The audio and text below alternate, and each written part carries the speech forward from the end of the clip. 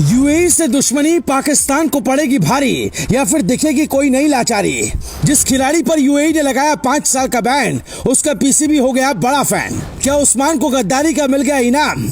बैठे पाक की गोद में कहीं ग्रीन जर्सी तो नहीं लेंगे थाम? पाकिस्तान का स्क्वाड अनाउंस हो चुका है।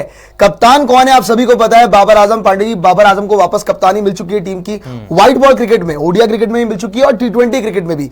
और बाबर आजम की कहीं ना कहीं कह सकते हैं कि as a captain comeback series होने वाली है। कहते ना, कितना भी तुम गले लगाओ, लाख निभा लो यारी, बदल नहीं सकते वो जिनकी फितरत में गद्दारी। जी हाँ, पहले तो पाकिस्तान क्रिकेट लीग 2024 सीजन में एक खिलाड़ी ने धमाल मचाया। अपनी आतिशी बैटिंग से सबका ध्यान खींचा, लेकिन कहता रहा कि वो अब जिस मुल्क की अगुवाई कर रहा है उससे गद्दारी नहीं करेगा।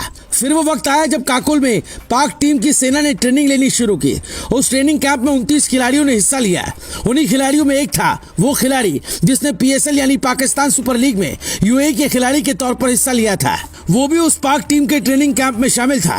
नाम उस्मान खान, जो कभी पाकिस्तानी खिलाड़ी के तौर पर ही खेलता था, जो कभी पूरी तरह पाकिस्तानी ही था, लेकिन मौके नहीं मिल पाने की वजह से और माली हालात ठीक ना होने की वजह से यूएई चला गया। जहां उसे मौके मिले, उसकी फाइनेंशियल कंडीशन भी ठीक हुई। यूएई ने उन्हें 1 साल का कॉन्ट्रैक्ट दिया और उम्मीद कर रहा था कि उस्मान उनके लिए खेलेंगे और मैच जितवाएंगे। लेकिन इस बीच उस्मान ने पाला ही बदल दिया। अब उसने उसी मुल्क से गद्दारी कर ली जिसने उसे पनाह दी। लिहाजा उस्मान की इस हरकत को देखते हुए यूएई क्रिकेट बोर्ड ने अब तगड़ा एक्शन लिया है। उस्मान पर 5 साल का बैन लगा दिया है। इसके बाद दूसरी तरफ पाकिस्तान क्रिकेट बोर्ड के चीफ मोहसिन नकवी ने कह दिया है कि उस्मान खान न्यूजीलैंड के खिलाफ डोमेस्टिक सीरीज के लिए नेशनल टीम में चुने जाने की दौड़ में है। जियो न्यूज के मुताबिक पीसीबी चीफ नकवी ने कहा, पाकिस्तान के लिए उस्मान खान नेशनल टीम में खेलने के काबिल हैं और वो खेलेंगे। वहीं यूएई के क्रिकेट बोर्ड ने एक बयान जारी करते हुए कहा था, उस्मान ने यूएई टीम के लिए खेलने के अपने फैसले के बारे में ईसीबी को गलत तरीके से प्रेजेंट किया। उन्होंने अन्य ऑप्शन तलाशने के लिए ईसीबी को दिए गए मौके को यूएसी किया था। ये साफ है कि उस्मान अब ईसीबी के लिए नहीं खेलना चाहता था। इसमें कोई दो राय नहीं कि अब तक जो उस्मान की कहानी रही है, उसने यूएई को अच्छे से इस्तेमाल किया और मिले मौके को भुनाया ताकि जब भी पाकिस्तान के लिए उन्हें खेलने का मौका मिले वो फौरन ही अपना पाला बदल लें। साफ है कि यूएई क्रिकेट के साथ उन्होंने गद्दारी की और पीसीबी के गोद में जा बैठे। उन्हें पाक आर्मी के ट्रेनिंग कैंप में भी बुलवाया गया। साफ तौर पर यह सब दिखाता है कि उन्हें पाकिस्तान क्रिकेट बोर्ड अपनी नेशनल टीम में खेलने का मौका दे सकता है। तभी उस्मान ने भी उस ट्रेनिंग कैंप के लिए अपनी हामी भी भरती और वो शामिल भी हुए। अब पीसीबी का यह बयान कि उस्मान भी कीवी टीम के खिलाफ टी20 सीरीज के लिए पाक टीम में शामिल होने की दौड़ में है, ये काफी कुछ कह जाता है। उस्मान की कहानी, जिसने यूएई को महज एक प्लेटफॉर्म की तरह इस्तेमाल किया, उनकी उस मुल्क की टीम के लिए कोई लॉयल्टी नहीं थी। बस वो किसी तरह ग्रीन आर्मी में शामिल होने के सपने देख रहे थे। भले ही वो हमेशा ही अपने बयान में कहते रहे कि पाकिस्तान से खेलने का तो सवाल ही नहीं उठता, लेकिन उस्मान सही समय का इंतजार कर रहे थे और पाकिस्तान सुपर लीग में पहले तो शानदार परफॉर्मेंस दी, फिर जब उन्हें ऑफर मिला वो फौरन ही राजी हो गए। इसे ही कहते हैं गद्दारी। हम तो यही कहेंगे, भले ही उस्मान खान पाकिस्तानी हो, लेकिन जब उन्हें आगे बढ़ने की सख्त जरूरत थी तब यूएई ने उनका हाथ थामा था, लेकिन उन्होंने उसी हाथ को ऐन वक्त पर झटक दिया और दिखा दिया कि वो तो बस मौके की तलाश में थे और जब मौका मिला वो लपक गए। भले ही गद्दारी की, लेकिन वो पहले से ही ऐसा करने वाले थे। हमें तो लेकिन जब स्क्वाड अनाउंस हुआ तो सबकी आंखें खोली की खोली रह गई कि भाई ये कैसे हो गया। किसी ने एक्सपेक्टेशन इसकी लगाई नहीं थी। देखिए, कुछ खिलाड़ी थे, हालांकि उन्होंने रिटायरमेंट वापस ले ली थी, लेकिन बातें ये चल रही थी कि बाबर आजम की तो उन खिलाड़ियों से बनती ही नहीं, तो वो टीम में कैसे आ सकते हैं, उनका आना अब शायद मुश्किल हो जाएगा। लेकिन जब प्लेयर की क्वालिटी दिखती है ना, तो ये आपसी मतभेद सॉल्व हो जाते हैं, क्योंकि आपको पता होता है कि अगर आपको चैंपियन बनना है तो उन खिलाड़ियों का होना बहुत ज्यादा जरूरी है। आपको बता दें कि इस स्क्वाड में किन किन खिलाड़ियों के कमबैक हो रही है। मोहम्मद आमिर, जो 2017 में चैंपियंस ट्रॉफी के स्टार रहे थे, खासकर अगर मैं बात करूं चैंपियंस ट्रॉफी फाइनल के स्टार रहे थे, उनकी टीम में एक बार फिर कमबैक हो चुकी है। क्योंकि इस वक्त जो पाकिस्तान के सेटअप में जितने भी प्लेयर्स थे, उनसे बेहतर गेंदबाजी करके दिखाई मोहम्मद आमिर ने पीएसएल में। अब अगर बात करें और भी खिलाड़ियों की जिनकी वापसी हो रही है, शादाब खान की वापसी हो रही है, जिन्हें ओडीआई वर्ल्ड कप में कहीं ना कहीं क्रिटिसाइज किया गया था, परफॉर्मेंस नहीं आ रही थी, बीच वर्ल्ड कप में ड्रॉप भी कर दिया गया था। तो शादाब खान की अब फाइनली वापसी हो चुकी है, क्योंकि इस्लामाबाद ने बहुत अच्छा परफॉर्म किया भाई शादाब खान की टीम ने, और जिस वजह से वहां पे शादाब की भी जगह बन चुकी है। एंड इवन इमाद वसीम जो कि बड़े इकोनॉमिकल चल रहे थे पूरे PSL में, बहुत तगड़ी गेंदबाजी कराई, विकेट टू विकेट बॉलिंग करा रहे थे, इवन बैटिंग भी बहुत अच्छी हो रही थी, उनकी भी कमबैक टीम में हो चुकी है।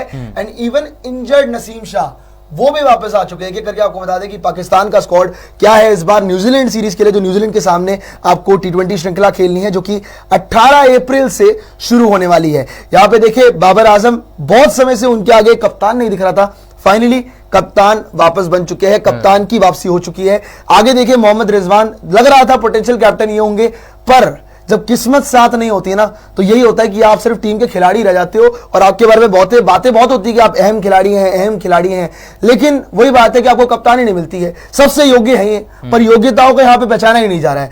आगे देखिए सेम अयूब, यंग टैलेंट आपके पास, उस्मान खान हो गए, इफ्ती चचू जहां पे बहुत तगड़े हिट्स लगा रहे थे, आजम खान एक चट्टान, इमाद वसीम है आगे, शादाब खान, शाहीन अफरीदी, नसीम शाह है वहां पे, मोहम्मद आमिर का नाम वापस आ गया है, अब्बास अफरीदी, अबरार अहमद, फकर जमान, यहाँ पे आप देखें तो इरफान खान नियाजी भी हैं, उसामा मीर और जमान खान।